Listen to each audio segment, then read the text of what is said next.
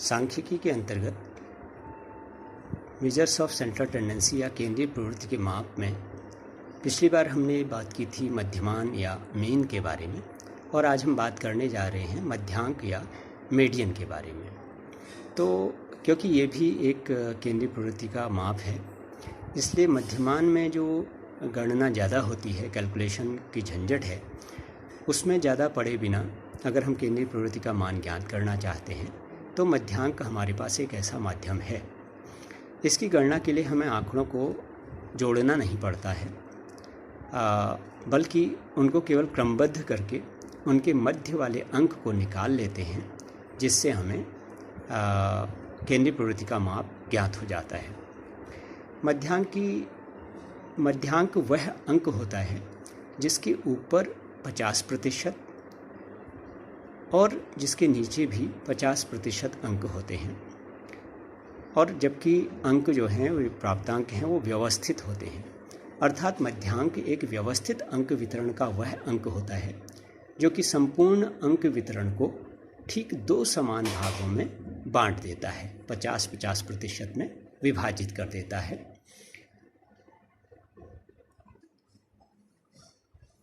अगर हम गिलफर्ड के शब्दों में बात करें तो उन्होंने इसको इन शब्दों में व्यक्त किया है कि मध्यांक एक ऐसा बिंदु होता है या ऐसा पॉइंट है जिसके मापन के किसी एक स्केल पर ठीक आधे अंक ऊपर की तरफ तथा ठीक आधे अंक नीचे की तरफ होते हैं।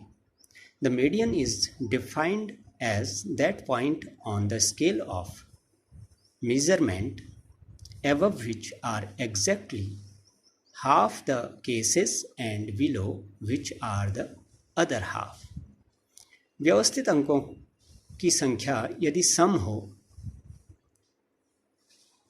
या विषम हो, दोनों स्थितियों में कैसे हम मध्यांक या मीडियन को ज्ञात कर सकते हैं, इसको एक उदाहरण के द्वारा समझा जा सकता है।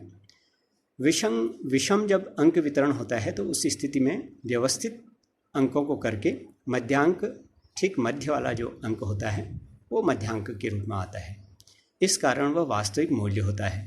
परंतु जब आंकड़ों की संख्या सम स्थिति में होती है तब जो मध्यांक का मान है वो गणना करके पता लगाया जाता है।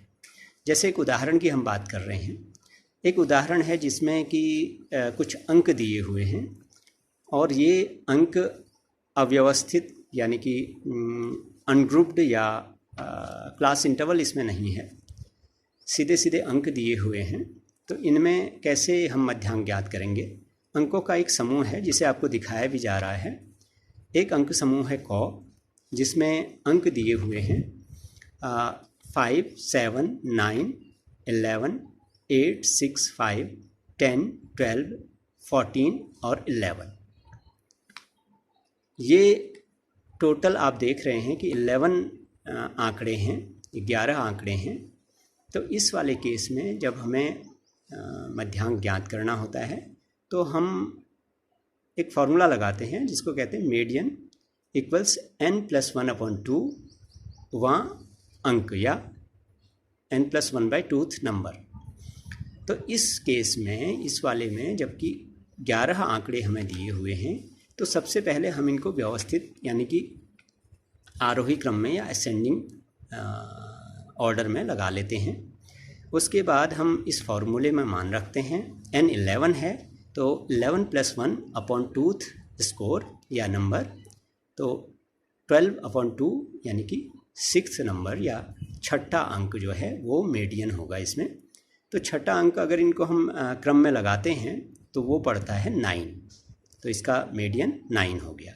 लेकिन अगर अंक सम हो, जो नंबर्स हैं, टोटल नंबर्स जो हैं उनकी संख्या सम हो, तो उस वाले केस में जैसे कि अंक समूह ख दिया हुआ है 32, 35, 34, 33, 38, 42, 45 एंड 58। सबसे पहले तो हम इनको एक ऑर्डर में रख लेते हैं। असेंडिंग ऑर्डर में माना हमने रखा तो सबसे छोटा अंक पहले आएगा, उससे बड़ा और अंत में सबसे बड़ा वाला अंक रखा जाएगा। तो इसमें भी हम n+1/2 स्कोर करते हैं तो n इसमें 8 है। 8 + 1/2 यानी कि 4.5वां अंक, यानी कि 4.5वां अंक इसमें आया। तो 4.5 अंक को ज्ञात करने के लिए फोर्थ जो है वो 35 है और फिफ्थ 38 है। तो इन दोनों को जोड़ेंगे और उसमें 2 से डिवाइड कर देंगे। 35 + 38/2 = 73/2 या 36.5 इसका मीडियन आया। तो इस वाले में उसमें तो जो वास्तविक वैल्यू मूल्य था अंक का वही आया पहले वाले में, जबकि अंकों की संख्या विषम थी, और जब सम थी तो उसमें हमने गणना के द्वारा मीडियन को निकाला है। ये तो उस स्थिति में था जबकि हमें क्लास इंटरवल और फ्रीक्वेंसीज नहीं दी गई हैं, केवल कुछ स्कोर दिए गए हैं। लेकिन जब स्कोर बहुत बड़ी संख्या में होते हैं, जो प्राप्तांक बहुत ज़्यादा होते हैं, तो उनको क्लास इंटरवल और फ्रीक्वेंसी में टेबल के फॉर्म में रख लिया जाता है। तो उस स्थिति में कैसे मीडियन निकाला जाए, इसको अब हम देखने जा रहे हैं। व्यवस्थित आंकड़ों में मध्यांक की गणना करने के लिए मध्यांक किसी एक व्यवस्थित अंक समूह का वह बिंदु है जिसके ठीक ऊपर 50% तथा नीचे 50% आंकड़े होते हैं। तो आवर्ती वितरण की स्थिति में मध्यांक का सूत्र कुछ बदल जाता है, परंतु मूल आधार वही रहता है। अंतर केवल इतना है कि यहाँ सूत्र को आवृत्ति वितरण की ठीक मध्य वाली संख्या के मान को ज्ञात करने के अनुकूल बनाया गया है।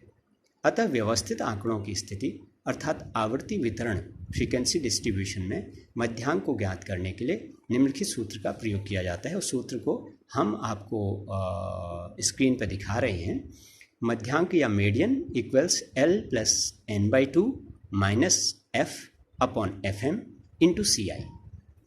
इस वाले फॉर्मूले में या सूत्र में L मध्यांक वाले वर्गांतर की निम्न सीमा को या लोअर लिमिट को दिखा रहा है, n/2 कुल आवृत्तियों की संख्या का आधा, f जो कैपिटल F है वो मध्यांक वाले वर्गांतर से ठीक पहले या छोटे वाले वर्गांतर की संचयी आवृत्ति को व्यक्त कर रहा है, या CF जिसको हम क्यूमुलेटिव फ्रीक्वेंसी जिसको हम कहते हैं, और FM जो है स्मॉल f और m मध्यांक वाले वर्गांतर की आवृत्ति है, यानी कि जिसमें मीडियन है उस वाले CI की फ्रीक्वेंसी क्या है वो इसको दर्शाता है।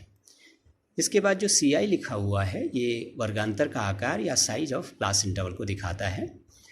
तो ये सारी चीज़ें हमें जो प्रश्न में दी गई होती हैं, CI और F दिया रहता है, उसके आधार पर हम CF या क्यूमुलेटिव फ्रीक्वेंसी निकालते हैं, और क्यूमुलेटिव फ्रीक्वेंसी निकालने के बाद हम इस सूत्र में उनकी वैल्यूज़ को रख देते हैं, जो मूल्य हैं उनको रख देते हैं, और हमें मध्यमान या मध्यांक का मीडियन का मान प्राप्त हो जाता है। तो इसको देखने के लिए हम एक उदाहरण ले रहे हैं।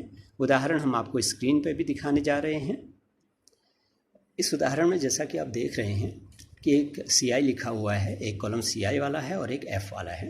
तो CI वाले में पहली जो क्लास इंटरवल लिखी गई है वो है 80 to 84, और उसके बाद आप देख रहे हैं 75 to 79, 70 74, 65 69, 60 64, 55 59 और 50 54। इसी तरह से फ्रीक्वेंसी जो दी गई हैं वह 2, 5, 8, 10, 7, 4 और 4। तो इसके बाद हम इसको हल करने के लिए या मीडियन निकालने के लिए, जबकि इसका n 40 है, मीडियन निकालने के लिए हम क्या करते हैं कि CF यानी कि क्यूमुलेटिव फ्रीक्वेंसी या संचयी आवृत्ति वाला एक कॉलम और बनाते हैं, और उस कॉलम में हम सबसे छोटे वाले CI की आवृत्ति को एज इट इज़ वैसे ही रख देते हैं, और उससे ऊपर की आवृत्तियां जो हैं उनमें नीचे की आवृत्तियों को प्लस करते चले जाते हैं। जैसे 50 54 की आवृत्ति 4 है तो इसकी क्यूमुलेटिव फ्रीक्वेंसी या संचयी आवृत्ति भी 4 ही होगी। 55 59 की 4 फ्रीक्वेंसी है तो इसकी CF यानी कि क्यूमुलेटिव फ्रीक्वेंसी हो जाएगी 4 + 4 8 हो जाएगी। और इससे ऊपर वाले की यानी 60 64 की फ्रीक्वेंसी 7 है, क्यूमुलेटिव फ्रीक्वेंसी 8 + 7 15 हो जाएगी। तो हर पिछले वाले की संचयी आवृत्ति में, हर पिछले वाले CI की संचयी आवृत्ति में उस वाले CI की आवृत्ति को जोड़ने से उसकी क्यूमुलेटिव फ्रीक्वेंसी या संचयी आवृत्ति निकलती जाएगी। और अंत में आप देख रहे हैं कि 80 84 वाले का जो क्यूमुलेटिव फ्रीक्वेंसी है, संचयी आवृत्ति है, वो 40 है।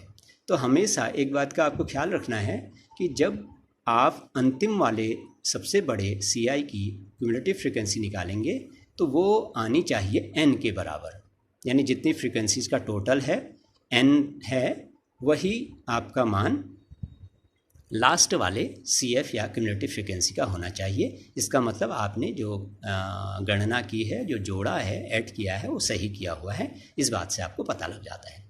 अब इस वाले समीकरण में जो कि फ्रीक्वेंसी मीडियन या मध्यमान का जो सूत्र या फॉर्मूला है, उसमें हम इनके वैल्यूज़ को रखते चले जाएंगे और फिर हमारा मध्यांक निकल आएगा। इसको अब करते हैं हम आगे। सबसे पहले हमें ये ज्ञात करना होता है कि मध्यांक किस वाले CI में होगा, जो अनुमान है वो लगाया जाता है, और उसके लिए हम n/2 निकालते हैं। n इसमें 40 है, 40/2 करते हैं तो आता है 20। अब 20 को ये देखते हैं कि CF में या क्यूमुलेटिव फ्रीक्वेंसी वाले जो कॉलम है उसमें कहाँ पर 20 आ रहा है। इसमें आप देख रहे हैं कि 60-64 में 15 है और फिर 65-69 वाले में 25 है। तो यानी कि 20 वाला जो नंबर है वो 65-69 वाले में पड़ेगा। इसलिए मध्यांक वाला जो CI क्लास इंटरवल है या वर्गांतर है वो 65 to 69 हुआ। और इसी के आधार पर हम F और FM की गणना करेंगे और L निकालेंगे। अब हम median equals L plus n/2 minus F/FM into CI में इनके मान रखते हैं।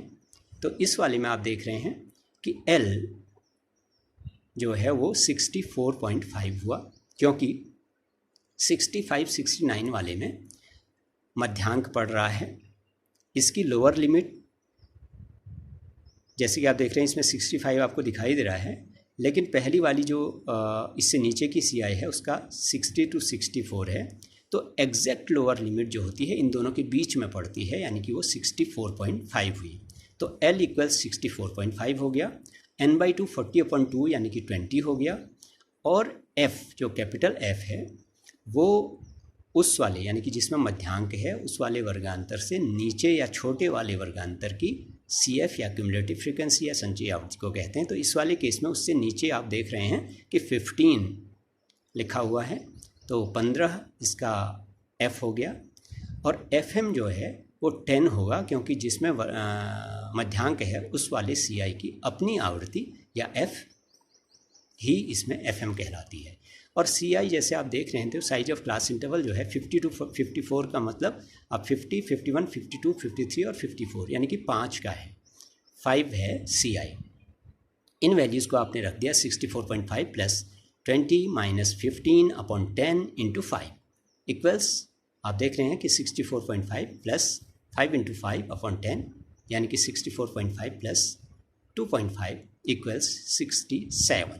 ये इसका मध्यांक निकल कर आया। और इसी तरह से आगे भी आपको क्वेश्चन हल करने हैं। इसमें आपको देखना होगा कि वो जो सारणी हमें दी गई है, जो अंक दिए गए हैं वो किस तरह के हैं, क्या वो क्लास इंटरवल में डिवाइडेड हैं या फिर सीधे सीधे कुछ अंक दिए गए हैं। उसके आधार पर आप डिसाइड करेंगे कि कौन सी विधि आपको लगानी है। और अगर इसमें किसी भी तरह की कोई प्रॉब्लम आपको आती है, और भी तरह के केसेस इसमें आते हैं, तो उसके बारे में जो भी समस्या है उसके लिए आप हमसे बात कर सकते हैं। धन्यवाद।